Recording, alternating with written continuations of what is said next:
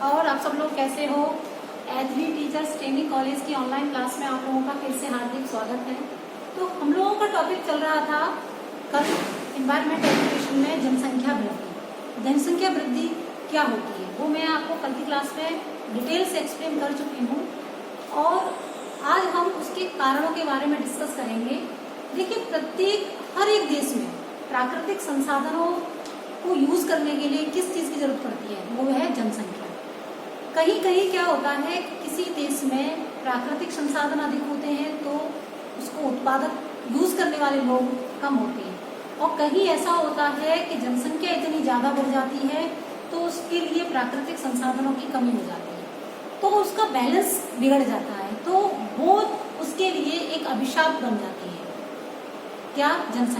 जनसंख्या ऐसे देशों के लिए अभिशाप बन जाती है जो प्राकृतिक संसाधन कम पड़ जाते हैं लेकिन जनसंख्या तादाद ज्यादा हो जाता है। तो देखिए, प्राचीन काल में भारत में इतनी जनसंख्या की वृद्धि नहीं थी। जब जनसंख्या की वृद्धि नहीं थी तो हमारा देश काफी खुशहाल था, सुखी था, किसी भी मामले में पीछे नहीं था।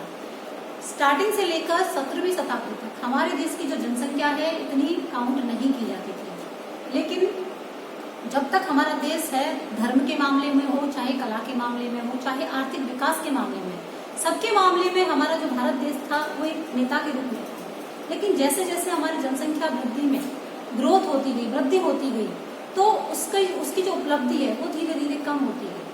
तो सबसे जो मेन कारण है हमारे भारत देश को पिछड़ने में, वो है मेन जनसंख्या वृद्धि। तो जैसे भारत देश की जनसंख्या जितनी ज्यादा तादाद में बढ़ रही है उस हिसाब से हमारे लिए सुविधाएं, हमारे लिए प्राकृतिक संसाधनों की कमी होती जाती है। वो आप लोग हर जगह जाते हो तो भीड़ इतनी देखते हो, चाहे वो हॉस्पिटल हो, चाहे वो आप स्कूल हो, चाहे कॉलेज हो, एक सीट के लिए हजारों अभ्यर्थी दावेदार आप लोगों ने देखे हैं। तो ये किसका कारण है? जनसंख्या वृद्धि का ही कारण है। स्वतंत्रता प्राप्ति के बाद हमारे देश में तीव्र गति से जनसंख्या वृद्धि में तादाद में वृद्धि हुई।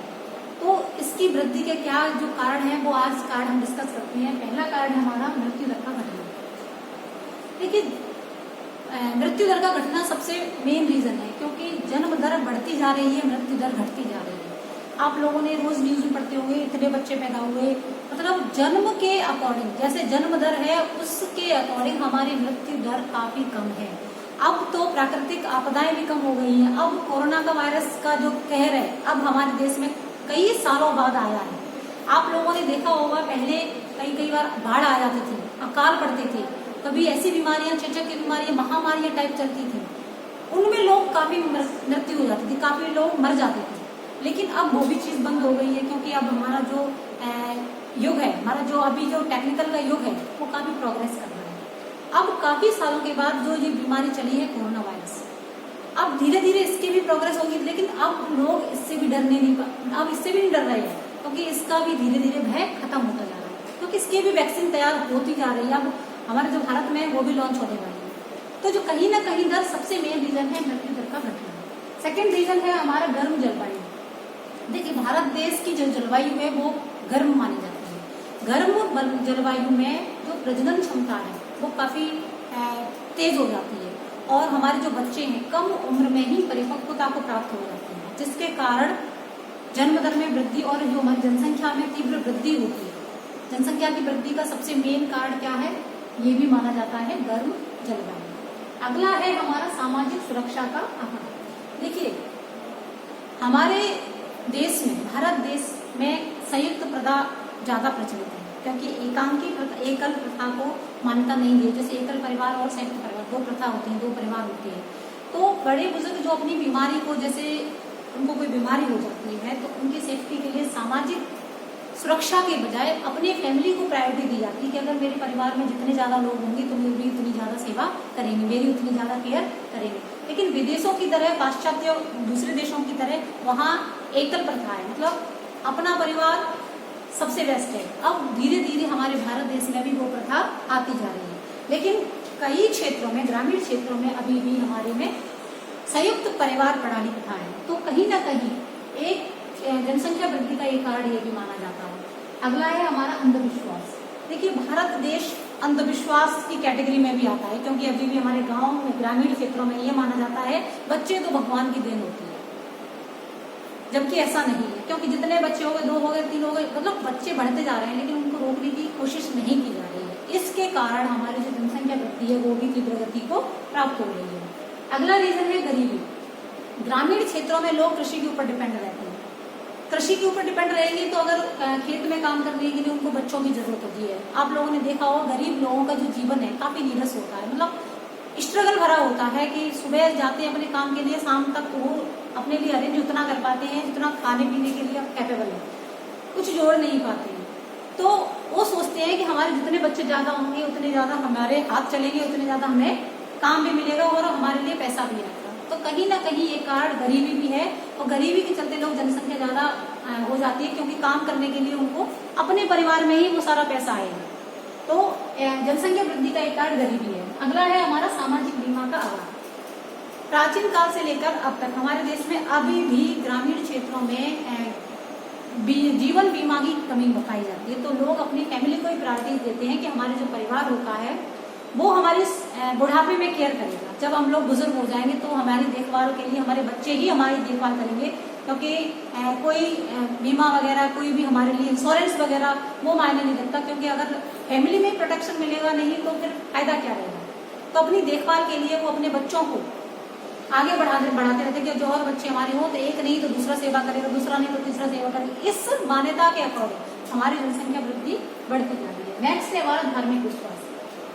देखिए ऐसा माना जाता है भारत में कि जिन लोगों के बच्चे नहीं होते उन लोगों को कोई भी धार्मिक कर्मकांड है अपने घर में नहीं करने दिया जाता। वो कह देते हैं कि जिन लोगों के बच्चे नहीं होते उनका मुंह भी देखना नहीं है। आजकल भी गांव में ये प्रथा है, क्योंकि जिनके बच्चे नहीं होते उनको इस दृष्टि से देखा जाता है कि वो किसी भी अच्छे काम के लिए कैपेबल नहीं है, योग्य नहीं है।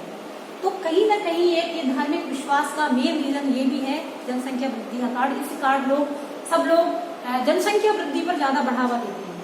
अगला है विवाह को सबके द्वारा सहमति। देखिए चाहे वो शारीरिक रूप से या मानसिक रूप से सक्षम नहीं हो फिर भी उसका विवाह परिवार वाले करा देते हैं जबरदस्ती, क्योंकि खुद अपना बैलेंस नहीं संभाल पा रहा, फिर दूसरे का क्या है। ये एक रीजन और भी है किसका, जनसंख्या वृद्धि, क्योंकि सबको विवाह के बंधन में बांधना और एक जनसंख्या वृद्धि का ये भी कारण माना जाता है। नेक्स्ट है हमारा बाल विवाह।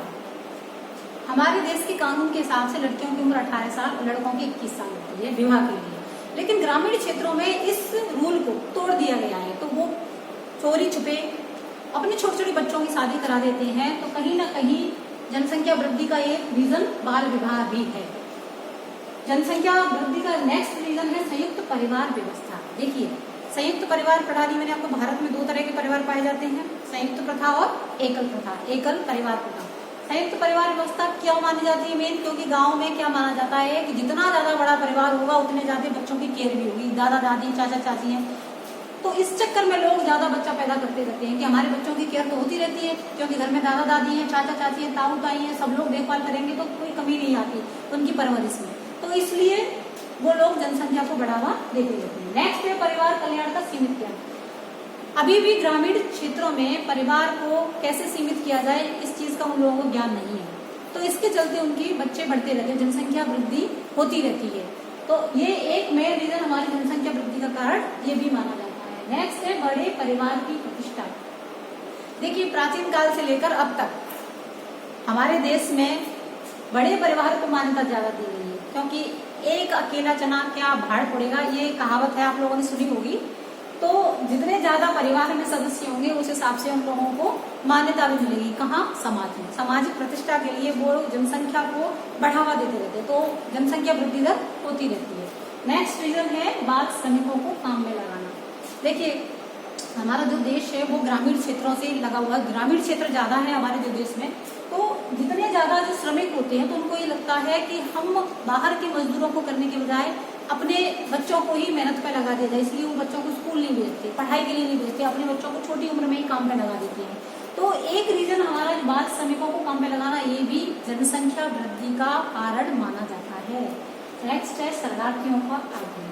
देखिए हमारे जो देश में जब स्वतंत्रता हुई थी, हमारा जब देश आजाद हुआ था, तब उस टाइम भारत और पाकिस्तान का बंटवारा हुआ, तो वहाँ के कुछ लोग हमारे भारत देश में आकर बस गए। तो वो परमानेंटली बस गए, फिर वो यहाँ से आए गए। फिर उसके बाद 1964 और 71 बांग्लादेश से कुछ शरणार्थी हमारे देश में आए, वो भी आकर यहाँ पर बस गए, लेकिन आकर बस गए, फिर उसके बाद वो अपने देश वापस गए नहीं। तो इसलिए जनसंख्या वृद्धि का एक कारण वो भी माना जाता है शरणार्थियों का आगमन, और यहाँ आकर स्थायी रूप से रह गए।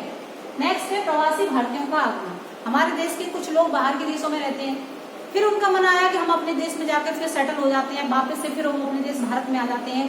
तो ये कहीं ना कहीं एक रीजन हमारी जनसंख्या वृद्धि का कारण ये भी है। आज मैंने आप सब लोगों को जनसंख्या वृद्धि के कारणों के बारे में डिस्कस किया है।